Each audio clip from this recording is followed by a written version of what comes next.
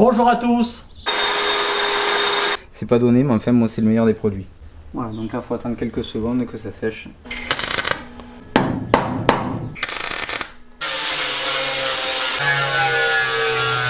Bonjour à tous. Si on considère qu'il y a un âne à bord, ça y est, il y a un moteur.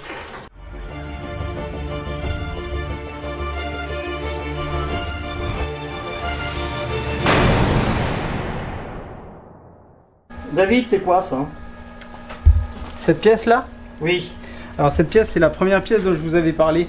Quand je vous avais dit il va y avoir des renforts de tablier, c'était de ces pièces-là dont je vous parlais. Donc c'est une pièce qui vient renforcer le tablier et le châssis.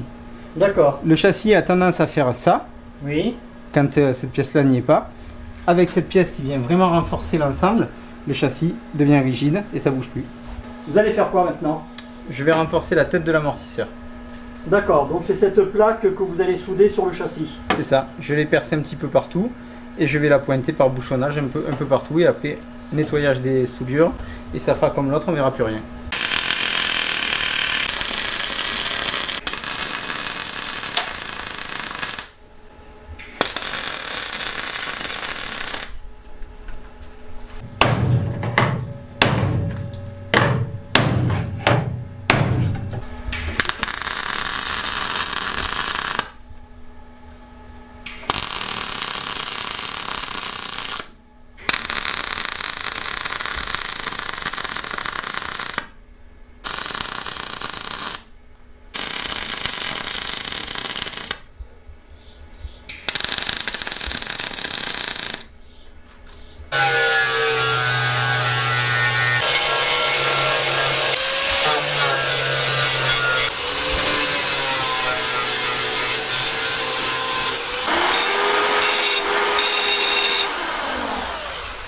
Est-ce que, une fois que je vais positionner ces pièces en renfort, est-ce que je ne vais pas avoir de la rouille qui va se créer entre les deux pièces?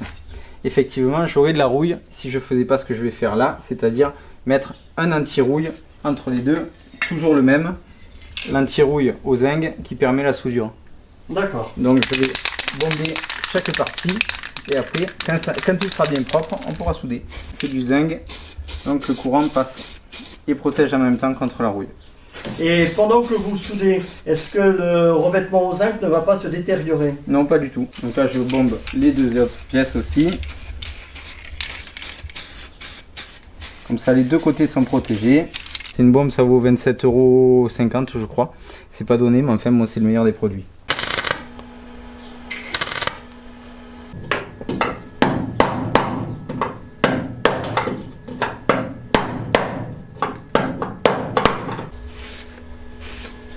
Alors là, ce que je viens de faire, je viens de bien appliquer, comme la pièce est chaude, j'en ai profité, de bien appliquer la pièce renfort sur la tôle d'origine. Et maintenant, je vais les souder. D'accord. Et donc ces pièces renfort, c'est pour renforcer la fixation des amortisseurs, c'est ça? C'est ça, ça renforce en fait le jambage de l'amortisseur. Et ça offre plus de rigidité à la caisse? Oui, c'est ça.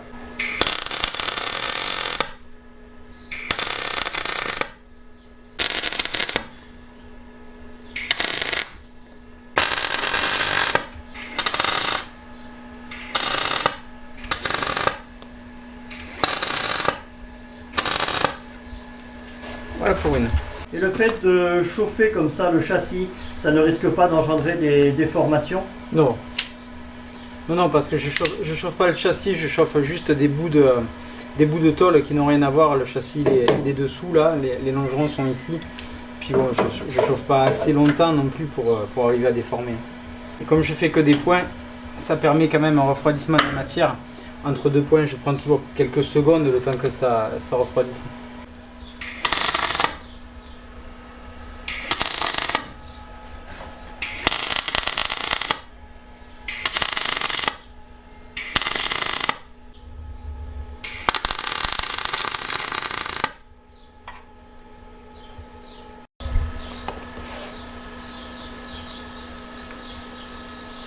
Il n'y a pas la pièce coupante par là. Regarde, là-dedans, non.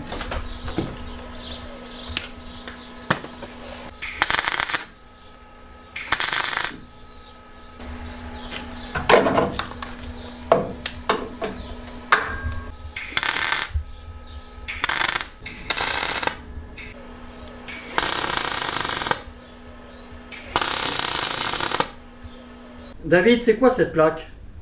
Cette plaque, elle fait partie de l'ensemble Ah merde. On recommence, c'est pas grave. Allez, on y va. David, c'est quoi cette plaque? Cette plaque, elle fait partie de l'ensemble des éléments pour rigidifier la caisse et notamment l'amortisseur. Donc il y a cette plaque qui est là, la plaque qu'on a posée tout à l'heure et les pieds de jambage d'amortisseur qui sont ici, qui font un ensemble tout à fait rigide, plus ensuite le renfort de caisse qui lui sert à rigidifier le tablier et le châssis. Donc tous les renforts qu'on a mis là, plus les tirants de pont, ça fait aujourd'hui une caisse 49. À l'origine c'était une 48, c'est les escortes coupées sans les rigidifiants de caisse. Avec les rigidifiants de caisse, c'est une caisse 49.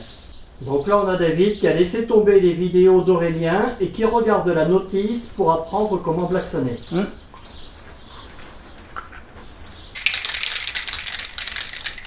Bon alors, une fois qu'on a tapé ici, ça c'est le durcisseur en fait qui passe dans la bombe. On a 20 minutes pour s'en servir et apparemment dans 20 minutes il est sec. Mais vraiment bien ce produit, hein. Bravo. Comme je ne m'en suis jamais servi de ça, on va d'abord le tester pour être sûr de l'emploi. C'est d'accord. Bon ok, il faut vraiment y aller loin. Ça pulvérise très bien, ça marche très très bien. On voit, c'est vraiment super. Allez, on y va.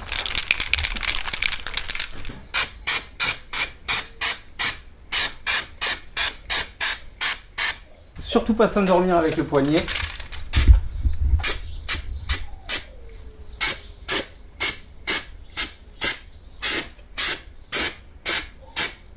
Geste Oui. le poignet très rapide. Il y a beaucoup de pression, il faut être très rapide. Il faut être rapide et avec un geste de poignet très flash.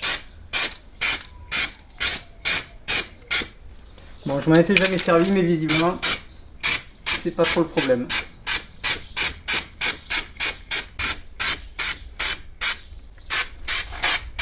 Ce produit est vraiment formidable.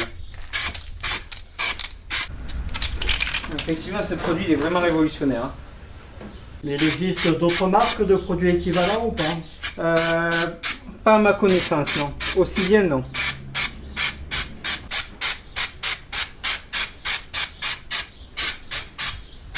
Ça se met en deux couches ou en une seule? Non, non, une seule couche. Par contre, visiblement, avec un côté, avec une bombe, on fait qu'un côté. Donc pour ceux qui sont équipés, ça revient peut-être moins cher de le faire au pistolet. Ouais, après, il faut le faire au pistolet, voilà.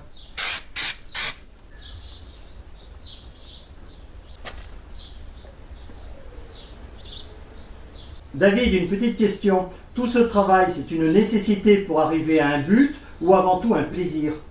Alors, il y a la nécessité quand même d'arriver au but final, mais il y a aussi le plaisir de bricoler, ça c'est la première chose. Et puis en plus de ça, le plaisir aussi de pouvoir aller au-delà de ce que j'ai déjà fait.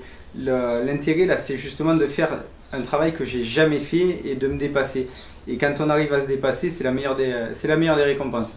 Donc on en revient en gros à une réponse que je faisais à un commentaire dans la dernière vidéo où vous avez un petit peu l'état d'esprit de Michael Manousakis de Mécano Express où il se dit si d'autres l'ont fait, on peut le faire nous aussi.